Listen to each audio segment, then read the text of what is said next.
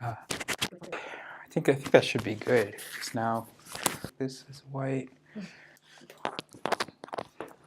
Et là, ce que tu fais maintenant, regarde pas trop l'écran. Hein. Ah, mais c'est toi que je regarde dans l'écran. Ah, ok. I'm so handsome.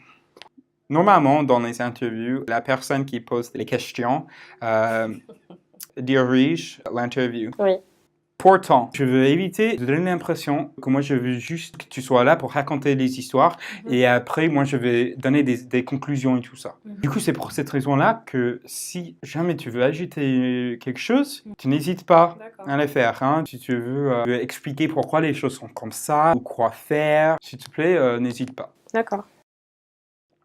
In case for some reason I publish this without putting subtitles on, actually I have about the same number of viewers in France as I do in the US, 3 in France, 3 in the US. I just want to explain what I just said now, which is that I think a mistake that I may have made with my previous interviews was that being the interviewer, I led the interview. So I asked questions, expected responses, and then we move on to the next question. So I certainly want to avoid using Clara here as a prop to get stories from her experiences so that then I can preach or share my conclusions or share my insights. She's not just a camera for experiences that I haven't been able to live. So what I told her was, if ever she wants to add something, to do so. And if she wants to add her analysis, if she wants to explain why things are the way that they are, anything that I don't ask to, please feel free, because this is more about giving her a voice than, she already has a voice, but giving her a voice on my platform and to anybody who might listen to me and not her, to give her a voice rather than what I already said. Yes. Welcome. This is Clara. Clara, you can look at this camera, that camera, or these windows. And gosh, I'm a little bit thrown off by my own charm. I'm speechless here. Can you see me? I'm blushing. Ooh, sexy words from a sexy guy. Would you consider this harassment? What's happening right now? Non, parce que je te connais, mais Ouais. ça pourrait. Yeah. What's my name? Iris. Very good.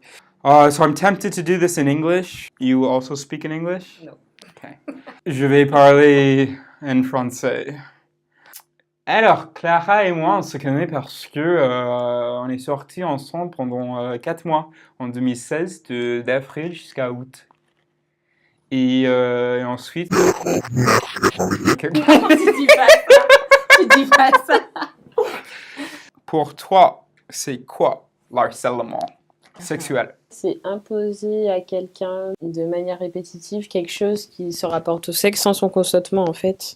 Que ce soit des paroles, que ce soit quelque chose de visuel, voilà. Raconte-nous une histoire. Alors, une des choses qui m'est arrivée, je pense qu'il devait être dans les 21h, je sortais du métro, j'étais au téléphone avec ma sœur et j'ai été interpellée par un homme qui, en fait, malgré le fait que j'étais au téléphone, est venu me parler. Alors, donc moi, à ce moment-là, je dis à ma sœur de patienter. Donc, je dis bonjour, je dis oui, est-ce que vous avez besoin de quelque chose? Et il me dit oui, je vous ai vu dans la rue, vous êtes très jolie. Est-ce que vous souhaitez qu'on aille boire un verre ou me donner votre numéro? Donc à ce moment-là, je lui dis c'est très gentil à vous, mais non merci. En plus, je suis au téléphone, donc bonne soirée. Tout en lui disant ça, je continue de marcher. Lui, il est resté sur place et donc je reprends mon chemin et je continue de parler à ma sœur au téléphone. Et là, en fait, il revient, il m'interpelle, donc il crie, et il m'interpelle et il me dit oui, qu'en gros, enfin, il commence pas à s'énerver, mais à prendre un ton moins gentil pour le coup, en me disant oui, non, mais vous m'intéressez vraiment, vraiment, vous voulez pas me donner votre numéro, etc., etc.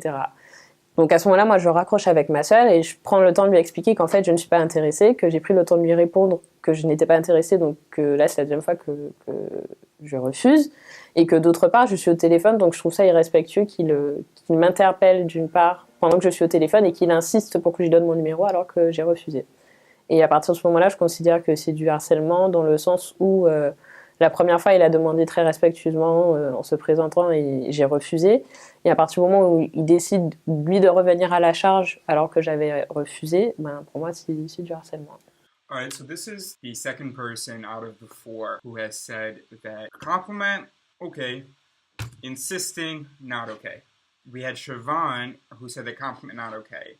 And then we had Erica, whom, if I had asked more clearly, would have likely said, it's the insisting that's the problem. Because every time she would walk past that kebab guy, he would be insisting. And here, she didn't mind being annoyed that one time. The problem was the insistence. Now, could I then say that, okay, well then guys have permission to annoy the one time? No, because I think this issue is still more complicated. It's very difficult to complain about a compliment in the street. It's very difficult to be taken seriously. So I'm wondering whether in their hearts of hearts, these three women would say, yes, it is annoying. The people who do see this to maybe just think, I'm not going to be another guy in her day who interrupts her. I don't know. I think that's what I'm kind of learning from all of this. I'm not one man in her day. I'm one of a series. Yeah. Est-ce que tu dirais qu'il est sexiste? Alors, il a été sexiste parce que au moment où j'ai, du coup, pour la deuxième fois refusé, que j'ai expliqué que je trouvais son comportement irrespectueux, il a commencé à me dire que oui, les femmes, vous êtes comme si, même en pointant du doigt une communauté en disant oui, les Antillaises, vous êtes comme ci, vous êtes comme ça, vous vous prenez pour ci, vous prenez pour ça, et à partir de ce moment-là, oui, il a été sexiste. Je dis à la caméra, je suis antillaise, s'il te plaît. Je suis antillaise. En t'interpellant,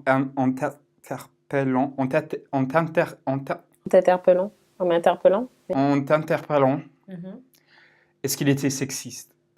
Je saurais pas vraiment dire en fait si je considère qu'il est sexiste ou pas parce que il aurait très bien pu interpeller un homme dans la rue pour d'autres raisons, mais dans le sens où il m'a interpellée parce que j'avais refusé une première fois et parce que je pense qu'il considérait que il avait une certaine, je sais pas, un pouvoir ou une supériorité vis-à-vis de moi ou un droit en fait de me rappeler dans le sens où je vais insister. Donc c'est une femme, donc il faut insister. Les femmes elles aiment trop faire ça. Si on insiste, elles vont céder.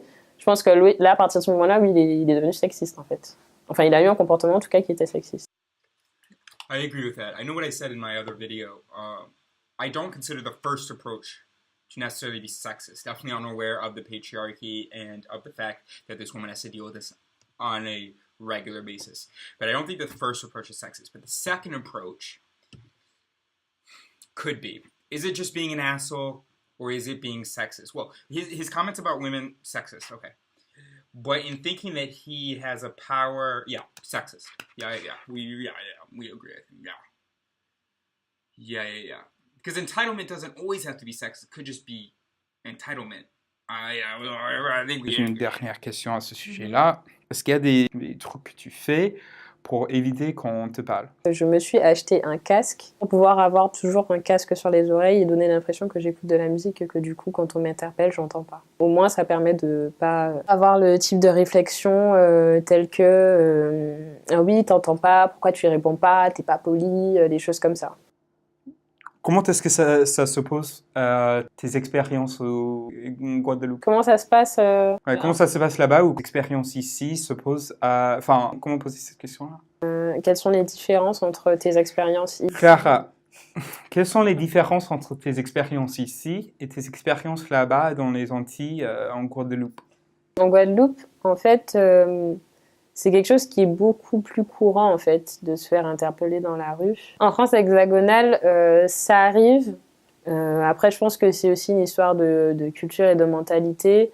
Là-bas, je pense que l'éducation, la culture fait que les hommes sont beaucoup mis en avant et sont beaucoup excusés pour beaucoup de choses. C'est-à-dire que autant le harcèlement de rue que les agressions sexuelles sont beaucoup plus légitimées, je dirais, par la population là-bas. Qu'en France hexagonale, sachant que même en France hexagonale, c'est des choses qui sont quand même tabous. Pour toi, le problème d'harcèlement de rue en France s'agit de quoi?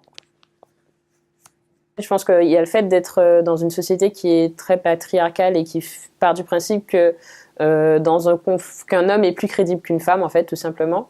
Et d'autre part, on est aussi dans une société où les victimes sont considérées comme des gens faibles, des gens qui ne sont pas dignes de confiance. En fait, à chaque fois qu'une femme dit non de manière ferme, en fait, on considère que elle y va trop fort, qu'elle n'est pas respectueuse, qu'elle dépasse une certaine limite. En fait, de toute façon, on est dans une société qui considère qu'une femme, ça doit toujours être beau, ça doit toujours être souriant, ça doit toujours être agréable.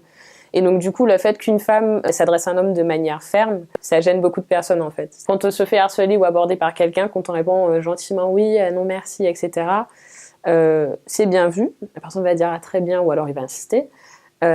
Mais par contre, quand on dit non de manière un peu ferme, souvent, on a comme réponse ah oui, mais pour qui tu te prends ?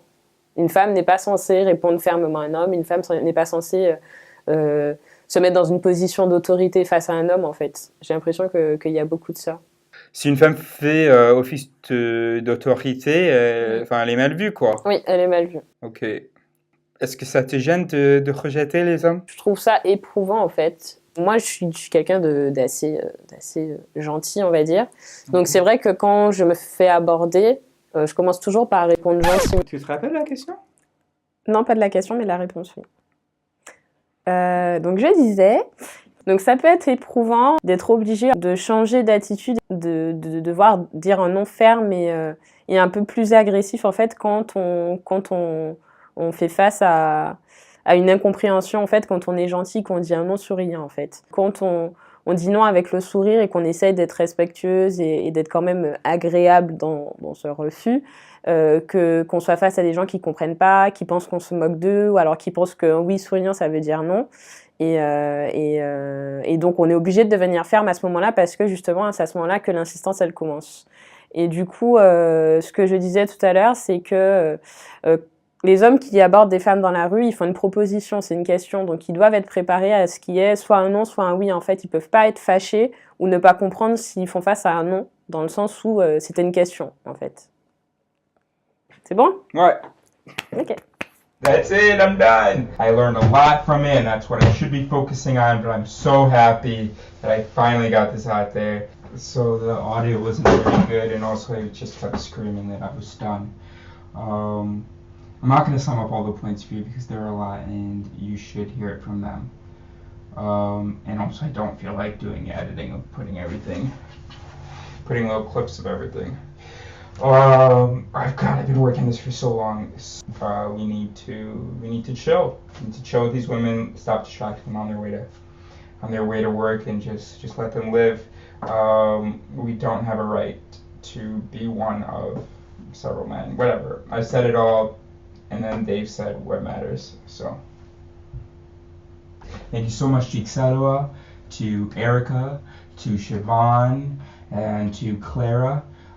Obviously, you need to subscribe.